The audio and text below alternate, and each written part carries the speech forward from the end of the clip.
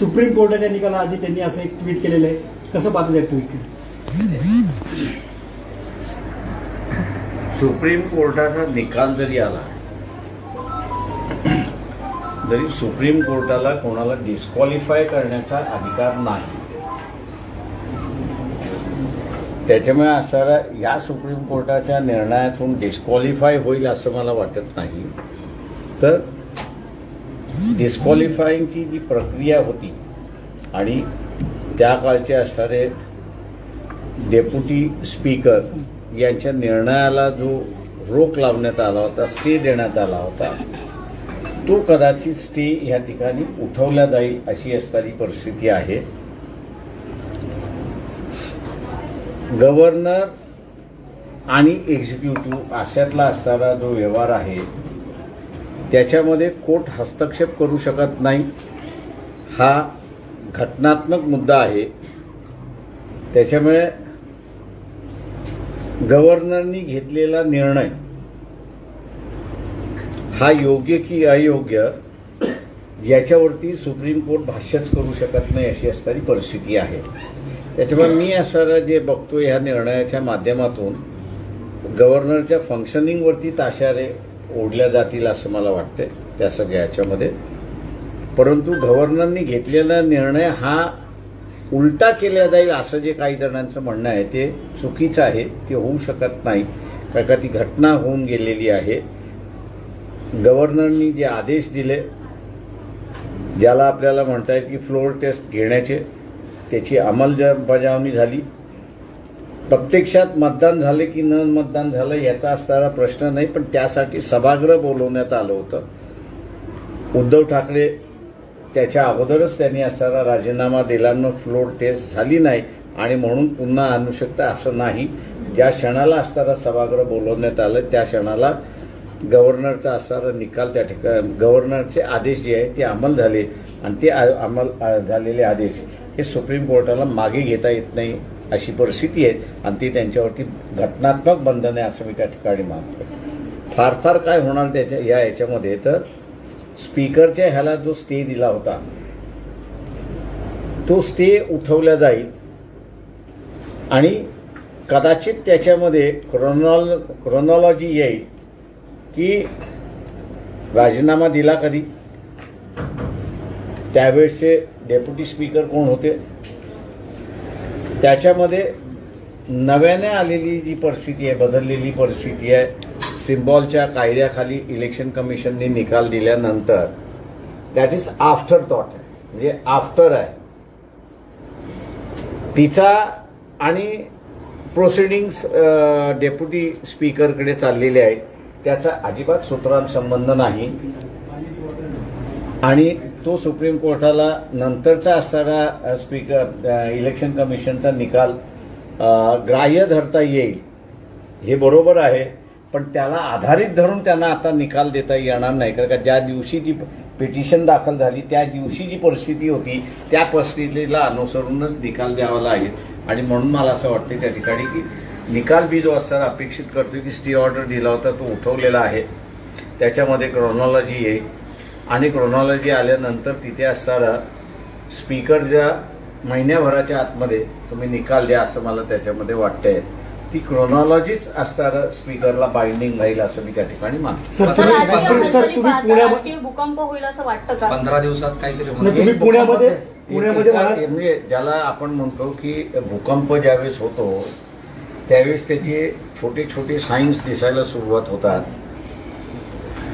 की मोठा भूकंप ज्यावेळेस होतो त्यावेळेस त्याचे छोटे छोटे भूकंप होतात. तेव्हा एक भूकंप तुम्हीच सगळ्यांनी असं रिपोर्टिंग केला की होता होता थांबला अशी असणारी परिस्थिती आहे.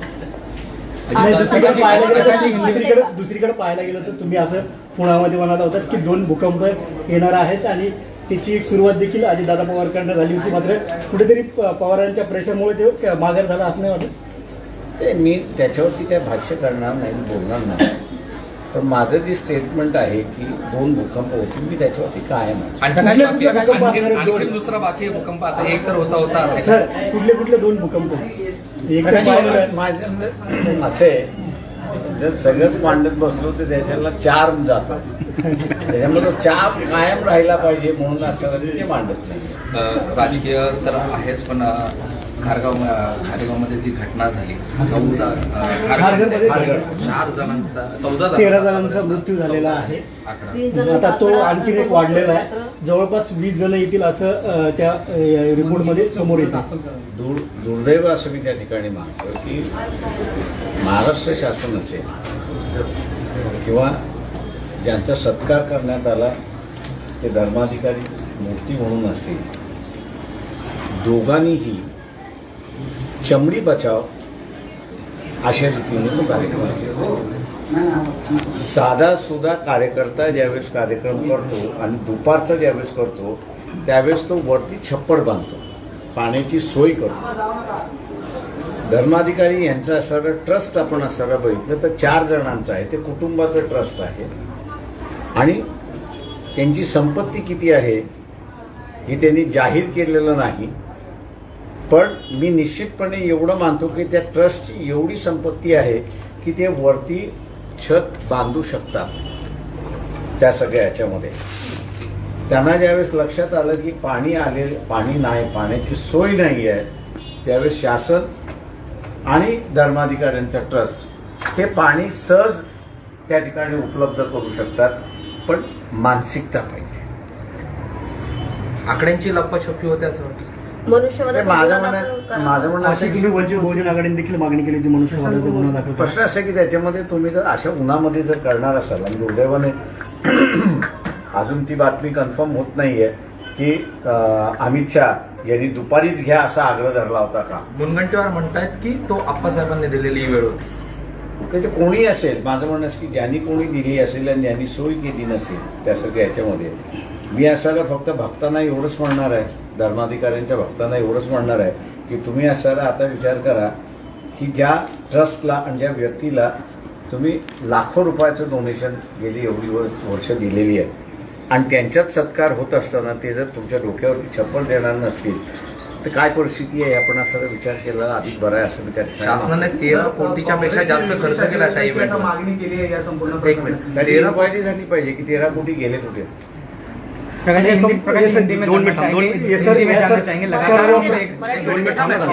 काँग्रेसच्या अधिवेशनाची मागणी, विशेष अधिवेशनाची मागणी केली. काँग्रेसने अधिक त्या अधिवेशनातून काय साध्य करणार आहेत हे पहिल्यांदा काँग्रेसने सांगावं. सर, दुसरीकडे पाहायला गेलं तर अजितदादा पवार भारतीय जनता पार्टी सोबत जाणार आहेत अशा देखील चर्चा रंगू लागलेल्या आहेत. शरद पवारांच्या सांगण्यावरून झालं असेल असं तुम्हाला वाटतं काय? ते मी म्हटलं थांबा ना अजून जरा. अजून कोणी विचारू हिंदीमध्ये. संजय राठोड यांच्या चौकशीची मागणी केली. लगेच असोसिएशन आणि त्यांच्याच डिपार्टमेंटमधून ही मागणी होते. त्यांनी भ्रष्टाचार केल्याचा आरोप होता. काही प्रश्न असे त्याच्यामध्ये की जर तुम्ही 13 कोटी जर खर्च केले असतील तर मग पेंडॉल का बांधले गेला याची असणारी चौकशी निश्चितपणे झाली. प्रकाश जी, हम लगातार देख रहे हैं राजनीति में एक उलटफेर होने वाला था, वो होते होते रह गया. तो किस तरह से देखते हैं हम अजीत पवार, जो खबरें चल रही थी कि अजीत पवार बीजेपी में जाएंगे, एक समीकरण बनेगा, उसे कैसे देखते हैं? ठीक है, कुछ दिन पहले मैंने कहा था कि महाराष्ट्र की राजनीति में 2 भूकंप होंगे. मैं आज भी उसी बयान पर अमल हूं कि 2 भूकंप होना अनिवार्य है महाराष्ट्र की राजनीति में. अजीत पवार की बात अगर यहाँ पर है तो मेरे ख्याल से उन्होंने खुद ने कहा है कि मैं राष्ट्रवादी के साथ हूँ, राष्ट्रवादी के साथ ही रहूँगा.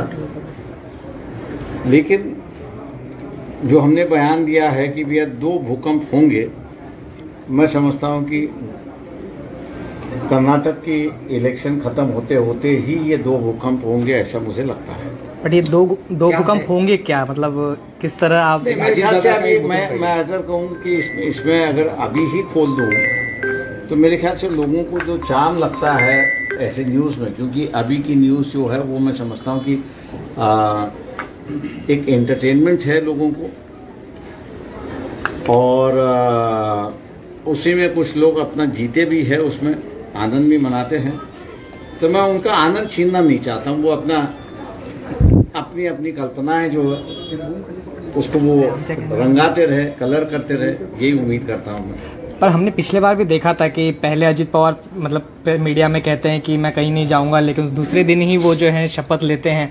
तो क्या इस बार भी हो सकता है वैसा कि मीडिया को कुछ और कहें और कर कुछ और रहे हो अजित दादा? देखिए, वेट एंड वॉच। आपको क्या लगता है, मतलब आप अपनी तरफ से कैसा? Wait and watch. एक भूकंप वो था जो होने वाला था। नहीं, मैं आप भी कह रहा हूँ कि 2 भूकंप बाकी है।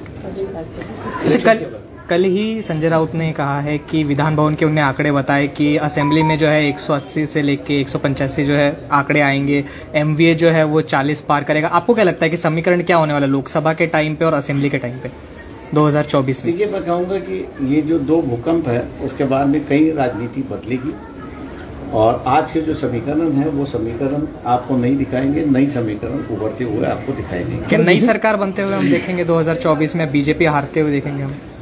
मैं इस पर कर्नाटक के इलेक्शन के बाद ही अपनी राय दूंगा। कर्नाटक के इलेक्शन को आप कैसे देखते हैं कि कुछ उलटफेर वहां पे होने वाला है? देखिए, कर्नाटक के इलेक्शन में जो है, अगर मान लो कांग्रेस आपस में नहीं लड़ती है, या मान लो हम लोग जो ऑपोजिशन में है वो डिवीजन अगर नहीं होने देते हैं ज़्यादा पैमाने पर, तो मैं उम्मीद करता हूं कि बीजेपी वहां पे रिटर्न आना मुश्किल हम लोगों को दिखाई देती है। मैं 10 दिन के लिए कर्नाटक के चुनाव में सहयोगी हूं, वहां पर जा रहा हूं, और हम लोग डेलिकेसी के साथ वहाँ पर अपनी भूमिका अदा करेंगे, क्योंकि हम लोग की भूमिका से हम लोग ये देखेंगे कि ना कुमार स्वामी जो जेडीएस है उसको तकलीफ हो, ना कांग्रेस पार्टी जो है उसको कोई तकलीफ हो। हमारा लक्ष्य यही होगा कि 2024 की शुरुआत कर्नाटक से हुई, ऐसा मैं लगता है। मैं उम्मीद कर रहा था कि महाराष्ट्र के कॉरपोरेशंस के चुनाव यहाँ पर होंगे और वहीं से शुरुआत होगी, ऐसा मैं मानता था, लेकिन जिस तरह से बीजेपी ने इसको पोस्टपोन किया है, इस इलेक्शन को डर के मारे उन्होंने पोस्टपोन किया है। आज भी हाईकोर्ट में महाराष्ट्र के जो इलेक्शन कमीशन है उस पर सेडिशन की केस लागू होनी चाहिए, क्योंकि इलेक्शन उसकी लेने की जिम्मेदारी है। लेकिन दुर्भाग्य है कि जिन बेंच के पास ये सुनवाई थी, उस बेंच को हाईकोर्ट के माध्यम से ही रोक लगा गई है कि वो इस मैटर को ना सुने। अगर वो आज सुनाई होती तो मेरे ख्याल से फैसला उसका आज ही आज होता, लेकिन उसको रोकने की बात जो है वो बड़ी पैमाने पर वहाँ पे शुरुआत है, ऐसा मैं मान के चलता हूँ, और उम्मीद करता हूँ कि कुछ दिनों में ही उसका फैसला होगा। लेकिन अभी जो है 2024 का रास्ता जो है वो कर्नाटक से गुजरता है। अगर मान लो हम लोग कामयाब हुए बीजेपी को रोकने में, तो फिर 2024 का खेल जो है वो अलग ही है, इसको आप ध्यान में। प्रकाश जी, अपोजिशन का चेहरा कौन होगा? लगातार हम देख रहे हैं राहुल गांधी के साथ जो अपोजिशन मिनिस्टर्स हैं वो मीटिंग कर रहे हैं। नीतीश कुमार को हमने देखा, शरद पवार यहाँ से गए थे, तो चेहरा कौन होने वाला है? केजरीवाल पे भी कार्रवाई अब शुरू हो चुकी है। देखिए, एक बात ऐसी है कि ये जो मोदी ने सिलसिला शुरुआत किया है कि हमको प्राइम मिनिस्टर का मोहरा दिखाइए, पार्लियामेंट्री डेमोक्रेसी में इस बात को जो है वो गलत है, ऐसा मैं मान के चलता हूं, क्योंकि प्राइम मिनिस्टर अगर चुनना है तो मेंबरान जो चुन के गए हैं पार्लियामेंट में उनका अधिकार है, क्योंकि सदन उनको चलाना है। नहीं तो आज जैसे हम लोग देखते हैं कि मोदी की तानाशाही है, कैबिनेट मीटिंग हुई नहीं हुई, कुछ कैबिनेट मिनिस्टर तो हमारे पास रोते हैं कि हमारी स्थिति ऐसी है कि हम लघु शंका के लिए जाए तो पीएम के ऑफिस से फोन आता, पीएमओ के ऑफिस से फोन आता है कि आप कहाँ हो। तो ये जो तानाशाही वहां पर चली है, उस तानाशाही को खत्म करना है। और चेहरा कौन हो या प्राइम मिनिस्टर का फेस कौन हो, तो मेरे ख्याल से मैं मान के चलता हूं सभी जिनका नाम लिया आपने वो सभी प्राइम मिनिस्टर के लायक हैं। लेकिन 5 साल हाउस चलाने के लिए इलेक्टेड मेंबर्स किसको पसंद करते, ये सबसे बड़ी बात है। तो मैं समझता हूं कि जिन जिन लोगों के नाम है, चाहे नीतीश कुमार हो, चाहे ममता बनर्जी हो, चाहे राहुल गांधी हो, या चाहे नवीन पटनायक हो या स्टालिन हो, ये सभी में काबिलियत है इस देश के प्राइम मिनिस्टर बनने की। लेकिन सवाल ये है कि इनमें से इलेक्टेड पार्लियामेंट मेंबर जो है, किन पे ज्यादा विश्वास होगा, वही प्राइम मिनिस्टर बनेगा और वही सरकार मेरे ख्याल से सही चलती है, ऐसा मैं मानते सर कर्नाटक इलेक्शन निवडणुकांकडे कसं पाहताय? मुंबई महानगरपालिकेच्या निवडणुका आणखीन पुढे ढकलल्या गेल्यात असं वाटतं? ते मुंबईच्या कॉर्पोरेशन किंवा महाराष्ट्राच्या कॉर्पोरेशनच्या निवडणुका झाल्या असत्या किंवा जिल्हा परिषदेच्या निवडणुका झाल्या असत्या तर माझ्या अंदाजानं देशाच्या राजकारणाची दिशा ही ठरली असती असं मी त्या ठिकाणी मानत होतो। परंतु महाराष्ट्राच्या इलेक्शन्स या असणाऱ्या सरकारने पुढे ढकलल्या, याचं एकच कारण आहे की ते पुन्हा जिंकू शकत नाही, हे आता अधोरेखित झालेलं आहे। इमिजिएट इलेक्शन जे आहेत त्या कर्नाटकाच्या आहेत आणि म्हणून कर्नाटका म्हणजे दिल्लीचा रस्ता मी असं म्हणतो की वाया कर्नाटक आहे, अशी असणारी परिस्थिती आहे। जर सगळे विरोधी पक्ष बीजेपीला थांबवू शकले